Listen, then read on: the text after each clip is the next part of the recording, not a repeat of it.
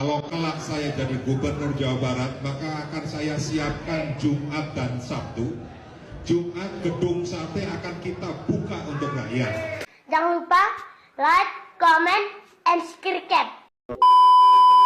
Assalamualaikum warahmatullahi wabarakatuh, teman-teman. Tahu kan sosok anggota dewan yang warawiri di medsos, di mana dia sering menentang kebijaksanaan KDM.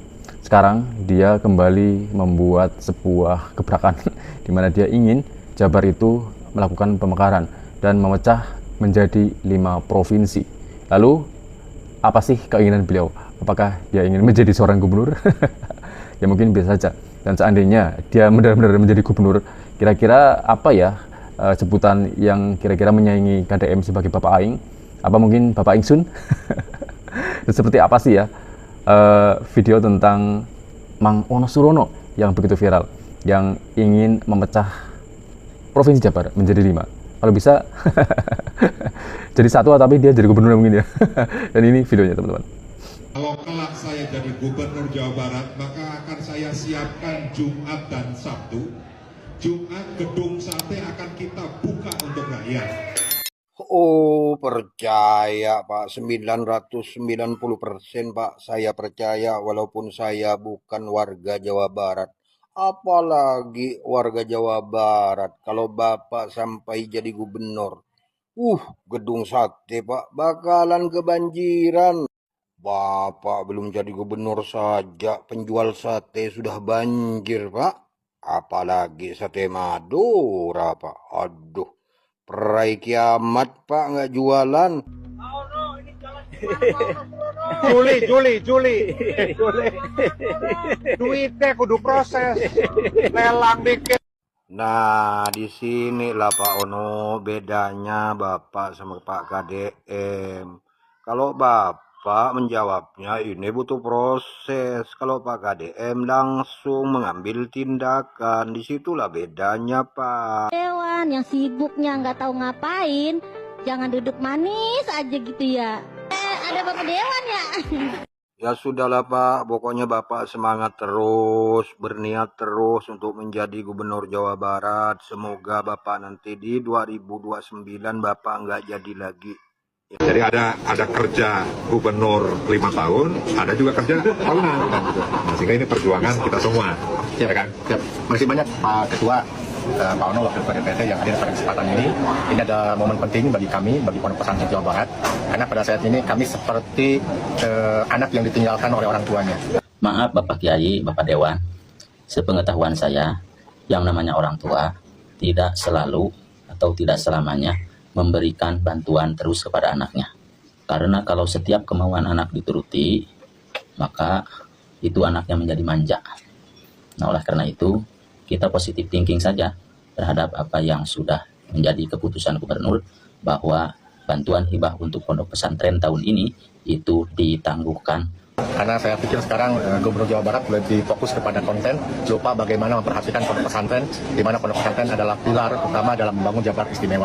Menurut saya, gubernur pada tahun ini itu bukan berarti tidak memperhatikan pihak pesantren, tetapi beliau akan mengkaji ulang, sehingga keputusannya ini adalah menangguhkan dana hibah. Karena dana hibah ini tidak merata di setiap kota kabupaten. Nah, selama ini yang terungkap bahwa bantuan itu lebih banyak atau menumpuk itu di Kabupaten Garut dan di Kabupaten Tasik. Dan di Kabupaten Garut dan di Kabupaten Tasik juga itu tidak semua pondok pesantren kebagian. Nah, yang tidak kebagian di 2 kabupaten tersebut, kegiatan belajar santri itu masih tetap berjalan. Toh kenyataannya yang tidak kebagian dari dulu sampai sekarang, mereka tetap beroperasi, pesantrennya tidak kemudian menjadi bangkrut, menjadi bubar. Jadi tahan dulu lah untuk tahun ini, misalkan tidak semuanya kebagian di semua kota kabupaten yang ada di Provinsi Jawa Barat. Nah, mudah-mudahan kita berharap nanti kita lihat di tahun 2026, apakah misalkan bantuan hibah untuk pesantren itu ada atau tidak. Terima kasih Pak Ono, mudah-mudahan ini bisa dibantu disuarakan dan didengar oleh Gubernur Jawa Barat. Siap. Ditunggu rekomendasi. Siap, masih banyak Hasil musyawarah besar. Siap. Ini kami seperti anak yang ditinggalkan oleh orang tuanya. Karena saya pikir sekarang Gubernur Jawa Barat lebih fokus kepada konten, lupa bagaimana memperhatikan pondok pesantren, di mana pondok pesantren adalah pilar utama dalam membangun Jabar istimewa. Hah? Gubernur Jawa Barat fokus ngonten? Kalau Gubernur Jawa Barat fokus ngonten, Anda saya bilang fokusnya sama duit mulu. Fokusnya sama dana hibah mulu. Segala ngomong di anak tirikan sama Kang Deddy Mulyadi. Kemarin-kemarin kemana aja kalian? Pada kenyang sama dana hibah yang segitu banyaknya, puluhan miliar, ratusan miliar. Pada diem aja, nggak bikin Jawa Barat jadi istimewa. Kan katanya kalau pondok pesantren adalah pilar utama membangun Jawa Barat istimewa. Lah, dari dulu kalian pada kenyang, pada dapat dana hibah banyaknya, Jawa Barat masih gini-gini aja. Lah sekarang dana hibah dipangkas ya, ingat dipangkas bukan di stop. Misalkan nih kalian punya pondok pesantren yang dapat dana hibah tuh 10 miliar, sekarang cuma dapatnya 100 juta, itu pun sesuai kebutuhan, begitu.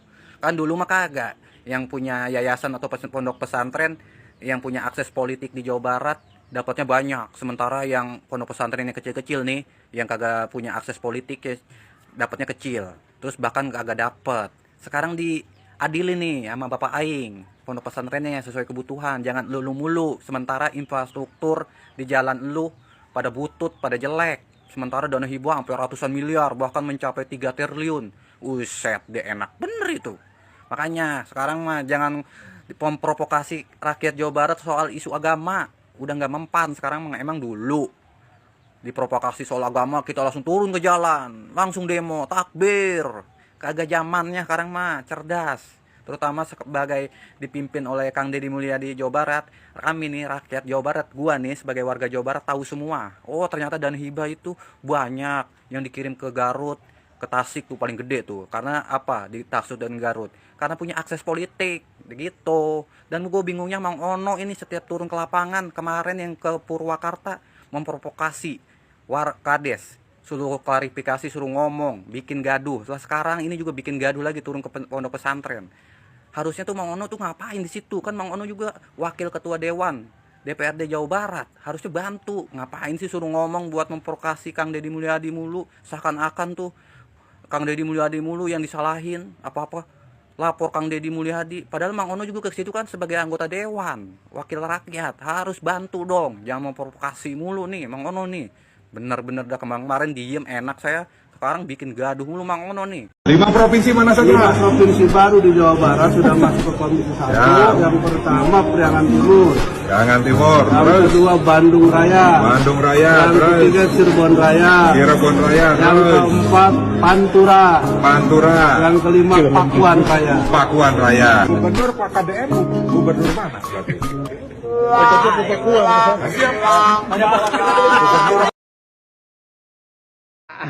Pak Gubernur, tolong atau segera datang ke Desa Pasir Munjul karena Bapak itu kan dulu sangat dekat sama saya. Sekarang kenapa nggak saya telepon nggak direspon? Sekarang saya jadi kebingungan. Itu aja Pak, tolong segera ke sini bantu untuk relokasi warga untuk pindah ke PTPN, tanah PTPN ada di berdampingan dengan tanah masyarakat Desa Pasir Munjul. Satu tekenging daek disetir ku batur pi orang nyarios tanah. Ngomong gitu di tidak usaha. Pak Bupati. Oh, dititah. Ngomongnya sudah ngomong gitu. Oh. Pula kerasa di orang piwara. Salame ieu Pak Ono sok lungsur tara ka dieu. Sok tara. Nyata pernah pun on Bapak kerasa di piwara. Nama Ono Surono kembali ke permukaan setelah viralnya video Kades Pasir Munjul. Ini videonya. Pak Gubernur, tolong atau segera datang ke Desa Pasir Munjul karena Bapak itu kan dulu sangat dekat sama saya. Sekarang kenapa nggak saya telepon nggak direspon? Sekarang saya jadi kebingungan. Itu aja Pak, tolong segera ke sini bantu untuk. Kadangna Pak Kades tekenging daek disetir ku batur pi orang nyarios tanah. Ngomong gitu di tidak usaha. Pak Bupati. Oh, dititah. Ngomongnya sudah ngomong gitu. Oh. Ya, itu tadi kita lihat apa yang dikatakan oleh Kades Lurah Pasir Munjul itu diarahkan oleh Mang Ono Surono gitu. Jadi pada saat beberapa waktu yang lalu kan Mang Ono juga tuh belusukan ke pesantren-pesantren ya, bukannya untuk belajar ngaji kayaknya, bukan juga untuk merubah partainya jadi partai syariah juga enggak. Tapi tujuannya adalah untuk membahas masalah dana hibah. Dan karena viralnya video tadi, malah saya jadi mempertanyakan apa yang dikatakan dari perwakilan kiai itu, apakah benar dari perasaan atau lubuk hati atau pemikirannya kiai, atau emang sudah diarahkan. Sudah disetting. Coba ini videonya. Siap, Kang. Siap. Makasih banyak Pak Ketua, Pak Ono, Wakil Ketua DPRD yang hadir pada kesempatan ini. Ini adalah momen penting bagi kami, bagi Pondok Pesantren Jawa Barat, karena pada saat ini kami seperti anak yang ditinggalkan oleh orang tuanya. Karena saya pikir sekarang Gubernur Jawa Barat lebih fokus kepada konten, lupa bagaimana memperhatikan pondok pesantren, di mana pondok pesantren adalah pilar utama dalam membangun Jabar istimewa. Gimana menurut kalian? Apakah yang dikatakan tadi itu murni atau disuruh? Sok, silahkan komen. Ieu Mang Ono ieu ambisi pisan hayang jadi gubernurna, katingali pisan sampai ka ngusulkeun untuk pemekaran provinsi Jawa Barat menjadi 5 provinsi. Tah, video nata. Jangan Timur. Yang kedua Bandung Raya. Yang ketiga Cirebon Raya. Yang keempat Pantura. Yang kelima Pakuan Raya. Ada 5 usulan untuk pemekaran provinsi baru di Jawa Barat. Jadi kalau sudah bisa-bisa nanti Pak Gubernur, Pak KDM, gubernur mana berarti? Pak KDM, gubernur mana berarti? Jeung eta tadi tukangeunana nyenggol KDM masih kena can puas meureunnya nyerang ti sisi, ti gigir, ti hareup, ti tukang, bahkan baser-baser ge teu mampu meureunnya Mang Ono nya. Kulantaran siga nama meureun ieu mah nya meureun dana hibahna dikurangan, jadi dana keur pemasukan anak jadi kurang meureunnya. Salam waras ti warga Jawa Barat Mang Ono. Moal bebeja ka Pak Dedi karunya Pak Dedi mah sibuk loba pisan gawena. Tarik bebeja teh ka Pak Ono we, ngarah Pak Ono aya gawe, entong ngiritik wae gawena tuh Pak Ono. Ieu runtah kuat babalatak kieu Pak Ono. Sedengkeun itu paling ditutup.